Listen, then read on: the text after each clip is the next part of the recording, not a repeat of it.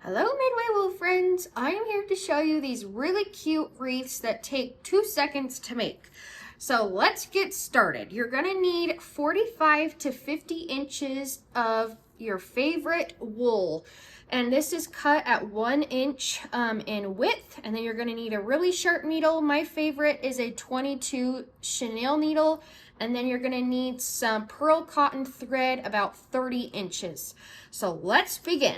So to start, we're just going to do a running stitch down the middle. Just a nice, easy running stitch. Now, when I do this, I'm not poking. So what I mean by that is I am not going all the way down and then all the way up again, because that would just take forever.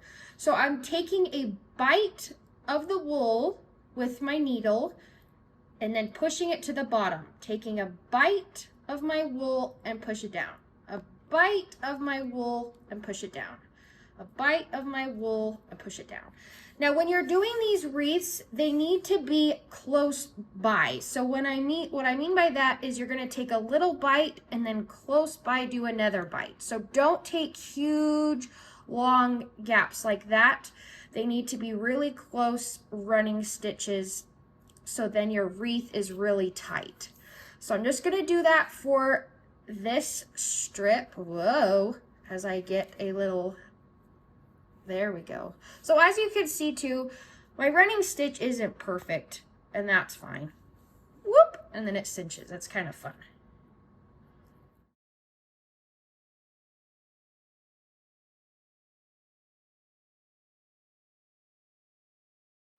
As I mentioned in the beginning, you need 45 to 50 inches of wool cut in a 1-inch strip. So I didn't have that long of strip, and I used all that I had. So I'm just going to finish my running stitch, and I'm going to make sure that it's really tight here at the end. And then you can simply just start a new strip. So if you don't have that long, don't you fret. Just keep going. So now I'm just going to do my tight running stitch again and keep going until I use all of that wool up. I have finished my long strip and made this fun woozle, we're going to call it. So now I need to complete it.